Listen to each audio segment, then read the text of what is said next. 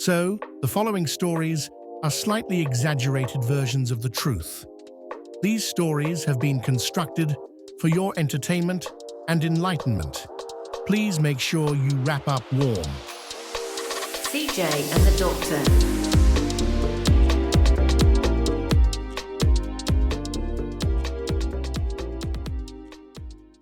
There was a man who lived in South London called CJ.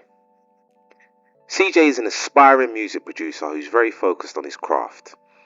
He loves music so much that he quit his job as a chef to focus purely on producing. He loves music. There's one thing that CJ loves more than music. Women. CJ is weak for women. It's the only thing that occasionally throws him off course. Well, not occasionally. This is a regular thing.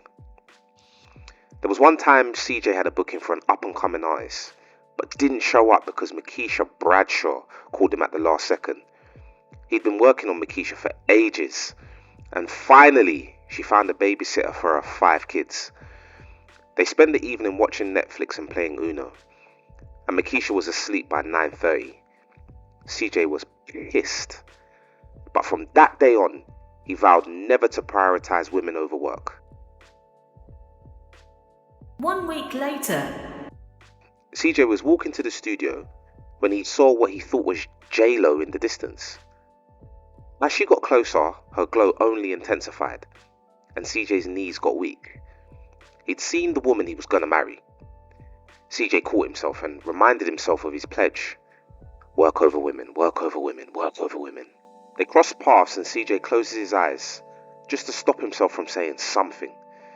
The smell of her perfume lingered in the air as she walked by. CJ had done the hard part. All he had to do was just walk through the studio door and not look back. Okay, so what do you think CJ did? No, this is a question for you. What do you think CJ did? Say it. Say it at the screen.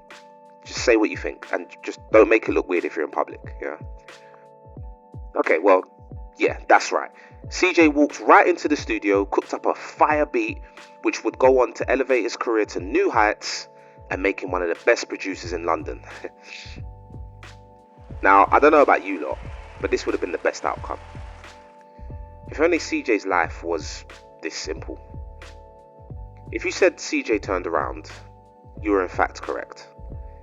CJ turned all the way around, head followed by the rest of his body. Oh CJ, why did you turn around? When CJ turned around to face the young lady, she was already looking back at him with a smile on her face. CJ was done. He had to go over. CJ took a deep breath and told himself, I'll make this one exception. It will still work over women every day. Except for this J-Lo lookalike who was smiling right in his face. CJ went over, introduced himself, and did his whole sweet boy routine. He always commented on what women were wearing, which always seemed to work. CJ spoke to this young lady for around 3 minutes. It was in that time that she revealed that she was a doctor who studied at Oxford University and that she was on annual leave. She was making her way to the gym just up the road from the studio. CJ had never seen her before, which he liked. He knew of most of the pretty women in his local area, so this was exciting. And she was a doctor. CJ wound down the conversation by asking the young lady if he could give her a call a bit later, a request which the young lady agreed to. She typed a number in his phone and looked deep into CJ's eyes. You don't even know my name, she said, smiling. Oh, I thought it was future wife, CJ shot back. Yeah, real smooth, CJ. He put her name in his phone, Shayla May. What a pretty name. CJ decides to call her Shay for short. a few weeks later, CJ and Shay meet up and hit it off instantly. She's a few years older than him, and she already has a 3-year-old daughter. CJ has a habit of finding single mums, by the way. So much so that he's surprised if the women he dates don't have children. But I digress. They get on famously, CJ thinks he's actually found the one. And not like all those other times. This time was for real. Things were going amazingly until Shay sent him an unexpected message while he was on holiday. Every so often, CJ would go and visit his family in Atlanta. He'd only been away for a week when he got a message from Shayla. It read, "Missed my period, need to talk." CJ sat there with a dumb look of confusion on his face, as if he didn't know how this happened. This joker never used a condom with Shayla, ever. So why was he surprised? Shayla had even told him that she didn't use protection as she didn't believe in any form of contraception. Some people don't know it's real until it's real. CJ was not ready to be a dad, but he liked Shayla, so he was ready for whatever. He called Shay straight away, and she confirmed that she was indeed pregnant. The reality hit CJ right there and then. He had to get a job. He was going to be a 27-year-old dad. He probably would have to move out of his parents' house. The list went on and on. CJ flew back a few days later and discussed forward steps with Shay. I mean, she was a doctor, so financially there shouldn't really be an issue, right? There was support from both sides. Shayla's mum and sister were very involved with her daughter, and CJ had family and support everywhere. Sure, they had known each other for 7 weeks, and CJ was still making less than £600 a month, but they had hope and love, so that meant things were going to be just fine. Yeah, right.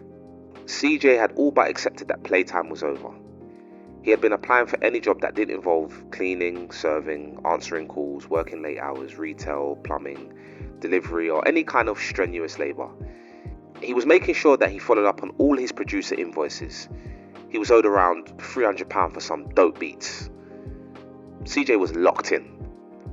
And then Shayla told him that they were expecting twins. Dos cabezos. Okay, now CJ was panicking. Twins? What the? How? CJ thought about questioning one or two things, but Shayla was a doctor. She knew what she was talking about. He had to accept that this was his life now.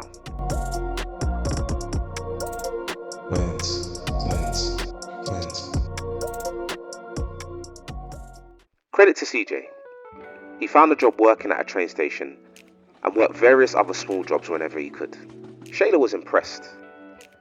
She was very vocal about CJ's lack of seriousness, so to see this change was encouraging. 9 weeks have gone by and CJ decides to finally tell his family about the news. He tells his parents, and they are immediately suspicious. CJ pushes back and tells them that he's finally met someone and he's gonna do right by her.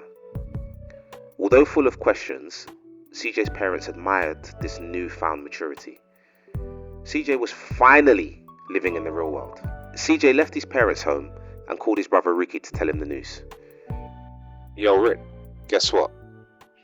Ricky simply laughed at him and told him to stop messing around. He couldn't make sense of what CJ was even saying. What, so you've known her for 9 weeks and she's pregnant with your twins and she's a doctor? Nah, CJ, don't piss me off. CJ told him repeatedly that he was serious and that he was ready to step up. Ricky, who was married with 2 kids, questioned him vigorously. Interestingly, the pinpoint of his question was aimed at Shay. Who is she? Where is she from? What hospital does she work at? Have you seen anything that proves that she went to Oxford? CJ had answers to every question apart from the last one. He didn't have any proof that she went to Oxford. But why would someone lie about that? Ricky hears that CJ is beginning to get worked up and ends the conversation telling him that he's here if he needs anything. Ricky leaves the conversation unsatisfied. Something isn't making sense. CJ feels underwhelmed by the response of his parents and older brother. Why were they so suspicious of Shayla? Was it so hard to fathom that a beautiful, educated woman would actually want to be with him? Maybe Ricky was just jealous because Shay looked better than his wife. He didn't know what to think. CJ then called his younger brother Danny. Danny is the calm, measured one of the 3 brothers. Despite only being 25, he is way wiser than his years. CJ and Danny didn't talk often, but when they did, it was always open and honest. When CJ told him the news, Danny just sat in silence for a few seconds. "Ah, not you as well, Dan. What's everyone's problem?" Dan just let CJ rant for a few minutes. You see, Dan knew what questions to ask. Questions what would not only help inform CJ, but him and the rest of the family. He asked, "Have you checked if she's a registered doctor?" He then informed him of a database that allows you to check these things. All he needed to do was put in her full name. Secondly, he asked if he had seen a pregnancy test or a scan. All of a sudden, a light bulb went off in CJ's head. That's why his mum was asking for her full name. She wants to check her credentials. He thought it was odd at the time, but it makes sense. He'd also never seen a pregnancy test or scan. He just chose to believe Shayla. I mean, who would lie about something like that? CJ had to take a moment to digest these facts. Surely there was no way. He came off the phone and went straight to the database Danny talked about. He put Shayla's name into the website. His heart was racing as he pressed each key. No search results found. The world stopped for a second. Surely this is wrong. CJ tried again, this time paying close attention to the letters he was typing. He double-checked the spelling of the name, letter by letter, then pressed send.